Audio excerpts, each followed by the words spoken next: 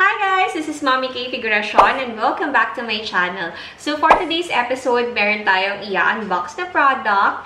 But before we proceed to that, I hope you could click on the subscribe button and hit the notification bell on the side so you won't miss out on any of my videos. Meron tayong gagawing bagong series dito sa ating YouTube channel and yun yung magre-review tayo, mag-unbox, and magbibigay ako ng first impressions on products na mabibili ko online. So, ito yung mga home products, yung mga gamit natin dito sa bahay. And kasama dito yung mga products na nakikita ko sa sikat na Facebook group na Homebodies. So, yung mga trending products doon na magugustuhan ko, na bibilin ko, i-unbox ko siya and ipapakita ko sa inyo. So, marami dito, mabibili nyo sa Shopee or sa ibang online platforms. But mainly, ako kasi personally, sa Shopee talaga ako bumibili. Okay, so for our first unboxing or first impression or first review natin sa product na nabili ko online, na masasabi ko na ako ay, ang tawag doon, hashtag nabudol ako. Ito ang ating coffee machine. So, may trending coffee machine sa Homebodies. Pero, hindi yun yung mismong product na binili ko because I preferred this brand over that one. Kasi, first, mas affordable to. So, if you're looking for an affordable coffee machine product, I highly recommend for you to get this one. Kasi magaganda nga yung reviews niya online. And now, makikita ko na and may experience ko personally kung maganda nga ba itong product na to. So, ano nga ba yung product na sinasabi ko? So, here it is. Finally, meron na akong coffee machine. Ang tagal ko nang gustong magkaroon ng coffee machine. Pero, pinipigilan ko talaga yung sarili ko mag-purchase. Kasi, unang-una, hindi naman ako marunong gumawa ng sarili kong coffee na gumagamit ng ganitong klaseng machine. Ang ginagawa ko lang is yung mga 3-in-1 coffee, yun lang po. But, syempre, favorite ko din namang bumili ng coffee sa Starbucks, kung saan-saan ng coffee shops, and syempre medyo mahal yun, di ba? So, naisip ko, why not make my own coffee here at home? Ayan, kaya lang, wala pa ako ng mga ibang ingredients na ginagamit, like yung mga syrup or kung ano man na ginagamit nila para mas mapasarap yung coffee. So, dito muna tayo mag-start sa ating coffee machine. So, this one is the Bee Coffee Co. Freshman Coffee Capsule Machine. And I've got this on Shopee for 2,899 pesos. So, isipin mo, if compare mo siya sa Nespresso or dun sa iba pang coffee machine, mas malaki talaga yung price difference nila compared dun sa mga coffee machines na yon. And since I'm just starting when it comes to my journey on making my own coffee at home, ito na lang muna yung pinili ko para alam ko kung magugustuhan ko ba siya or kung mas gusto kong i-level up ang aking coffee experience, then that's the time na mag-upgrade ako. But for now, ito lang muna, okay na ako. And this is what they call na the Freshman Coffee Capsule Machine. Okay, so by the name itself, Freshman, so parang beginner. When you're beginner, when it comes to this one, pwedeng-pwede ito muna yung gamitin ninyo. Diba? For the price, 2,999, solve ka na with this one. I ordered this last June 6 and nagulat ako kasi kanina, dineliver na siya kaninang umaga and kanina is June 7. So, isipin mo, parang one day lang, naka-deliver na sa akin. Ang bilis, diba? And super happy ko kasi I've got the color that I wanted. Ang tagal-tagal ko nang hinihintay itong color na to, halos every night. Nag-check ako, nagme-message ako sa kanila. Even yung PR na nag-handle nito, nag-message na ako, nagtanong ako kung pwede ako makabili ng color na gusto ko. Pero ayun nga, wala daw stock. So, nung nakita ko, last June 6 na may color na gusto ko, chinek out ko agad siya. And luckily, sinagot siya ng husband ko. Yung husband ko yung nagbayad. So, thank you, Daddy Noel, for my coffee machine. Ayan siya. So, ayan, ang dami ko sinasabi ko. Ano yung pinagsasabi ko. So, i-unbox na natin siya. Actually, nung dineliver siya kanina, naka-bubble wrap lang siya. And, hindi ko na mapakita yung bubble wrap kasi hindi ako yung nag-unbox talaga ng package ito. I mean, hindi ako yung nagtatanggal ng bubble wrap. Si Daisy ang tagatanggal ko ng bubble wrap. Siya ang taga-alcohol ko. So, pag na-sanitize na niya, tsaka lang niya ibibigay sa akin. Kaya, ito na lang yung makikita nyo, yung naka-box siya na ganito. And it comes with free milk frother. Tama ba? Yung natawag doon, frother. Yung pang mix siya ng milk na ganun.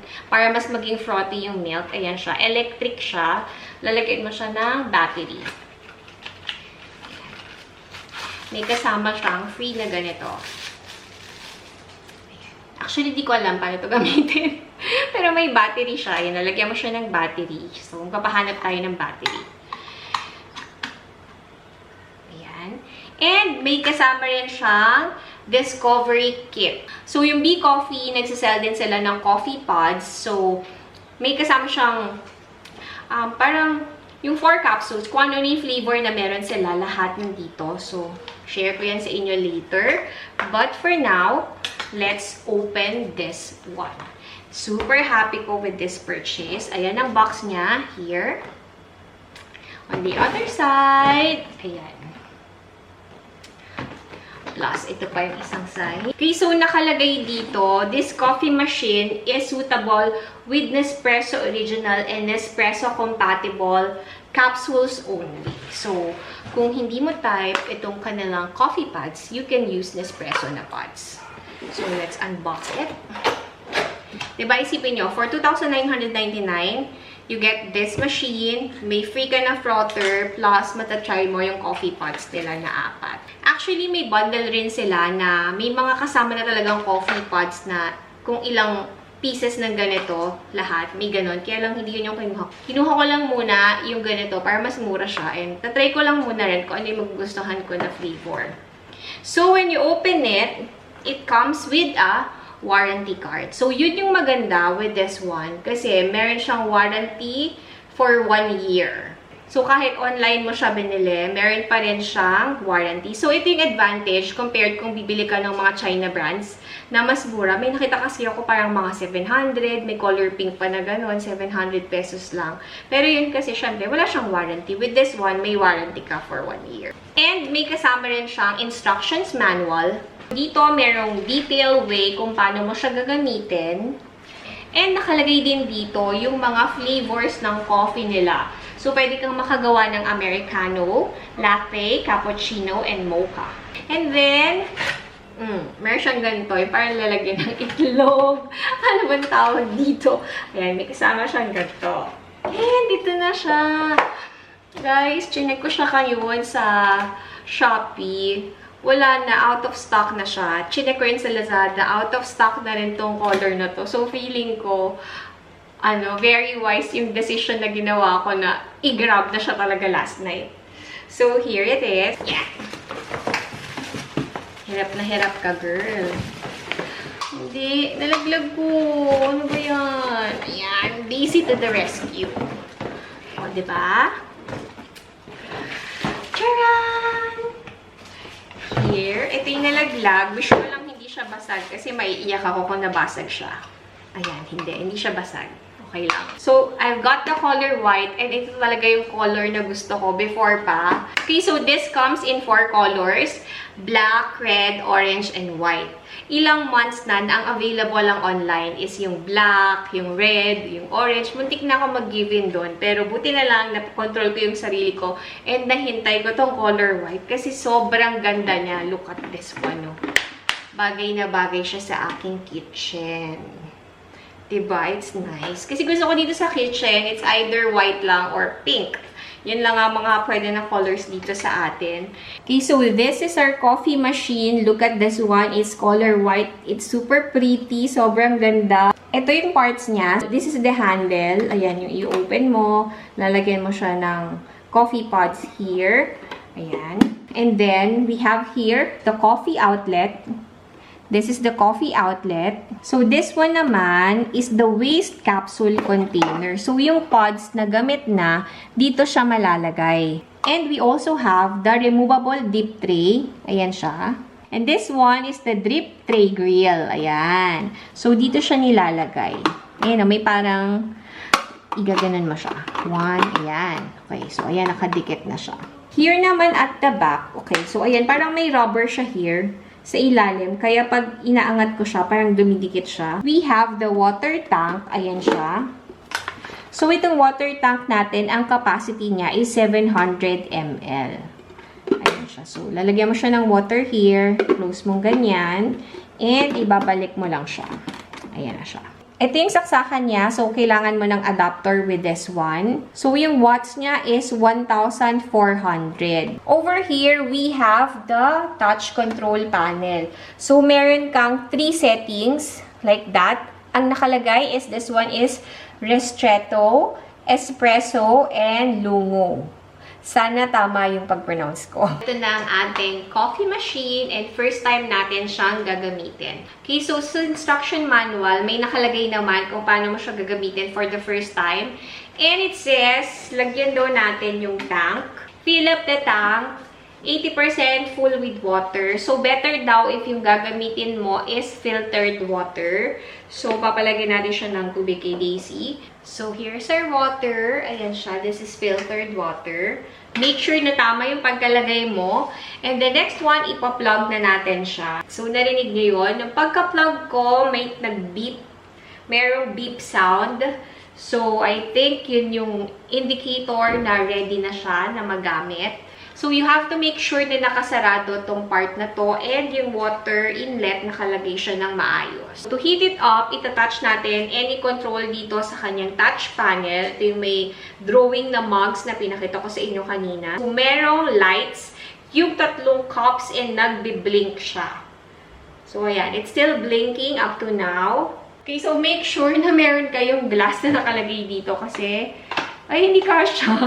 Hindi kasya yung glass ko. So, tatanggalin muna natin tong. Ayan. Ganyan na lang muna. Masyadong malaki yung glass ko for this one. Ayan siya. Hindi siya kasya. Ayan. So, naka-light lahat nung cups niya, yung touch panel. So, parang naka-standby mode siya. Ang ipipress natin is yung cup na malaki, itong nandito sa pinaka, this one. Ayan siya. Nakaharap sa inyo, so parang yung pinaka left side, yun yung itatouch natin. And then, we'll just let the water run through. So parang nililinis niya yung machine para pwede na natin siyang magamit. So, touch natin siya. Ayan. Rinig niyo yung tunog. So, tumutunog na siya. And, nagdi-drift na yung water over here.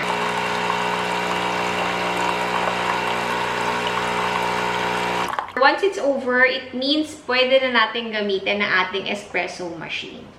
So, itapon na natin to. Now, ready na yung coffee machine. Pwede na natin siyang gamitin. Lalagyan na natin siya ng ating coffee pod.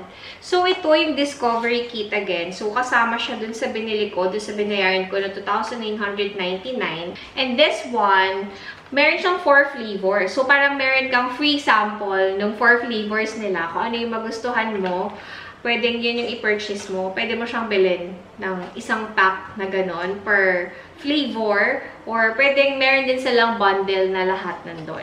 So this one, the orange one, this is the latte. This one is their Americano. This one is mocha flavor. And this one is their cappuccino. Ayan siya, lahat siya. Iba't ibang color siya. So for now, parang ang gusto kong i-try is yung mocha. So, let's try their mocha. So, first time ko itong gagawin. First time kong gumawa ng ganito. Kaya, nakaka-excite. So, i-open natin this one. Now, it's ready to use. Ito muna yung gagamitin natin, itong mocha. Lalagay ko siya dito. So, i-drop lang natin siya here. And then, i-close natin. So, i-close natin siya. Medyo effort lang siya i-close. And then, let's press this one. Itong nasa gitna mo na yung i-press ko.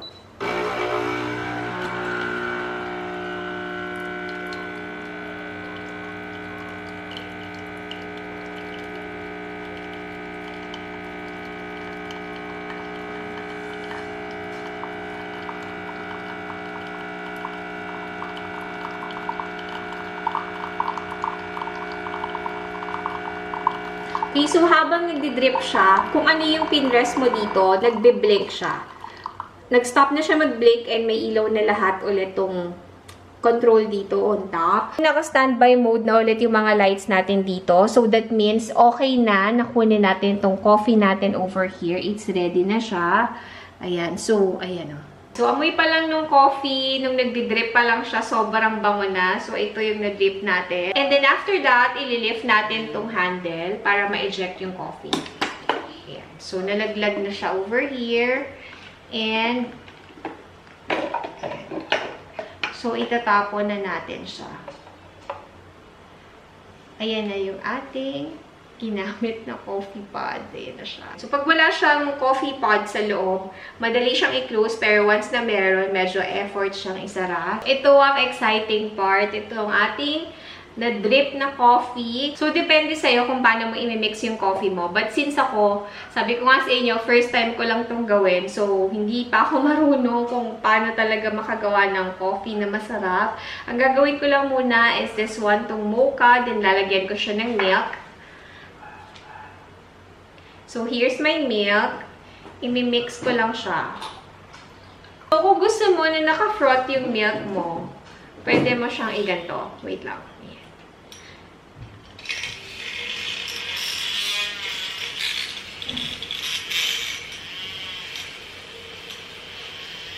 Yan. So, ito ang use nito.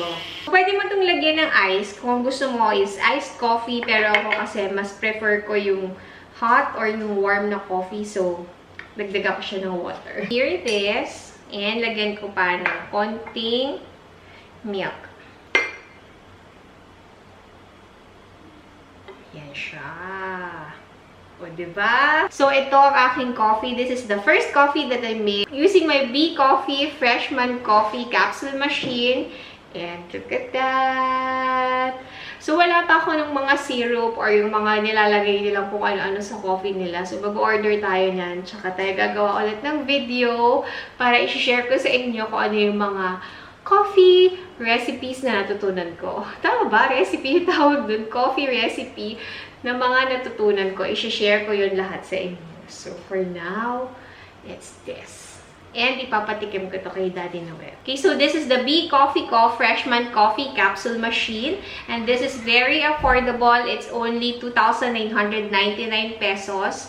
What I like about this is that it's very user-friendly. So, kung beginner ka when it comes to making your own coffee at home, ito yung isa sa mga products na mai-recommend ko para sa inyo kasi unang-una, it's affordable, napakadaling gamitin, sundin mo lang instruction manual, okay ka na. Ang maganda is also compatible siya with Nespresso coffee pods. I think yung mga Starbucks na coffee pods, pwede rin dito.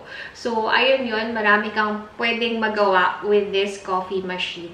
And look at the color. So nice. Bagay na bagay siya sa aking kitchen. Kung may pink dito, bibili rin ako ng pink. Or yun yung pipiliin ko. But since wala, dito tayo sa color white. It's super nice, super pretty. I hope you enjoyed this kind of video. If you want more videos like this, yung mag-unbox tayo, and ibibigay natin ang first impressions natin.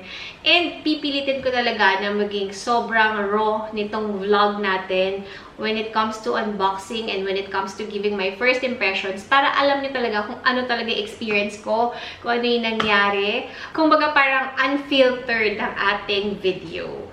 So, thank you so much guys for watching. If you like this video, I hope you could give it a thumbs up, leave a comment down below, and share this video to your family and friends. So, kung may kakilala ka na nag-iisip na bumili ng coffee machine, pwede mo itong i-recommend sa kanya and hindi ka mapapahiya.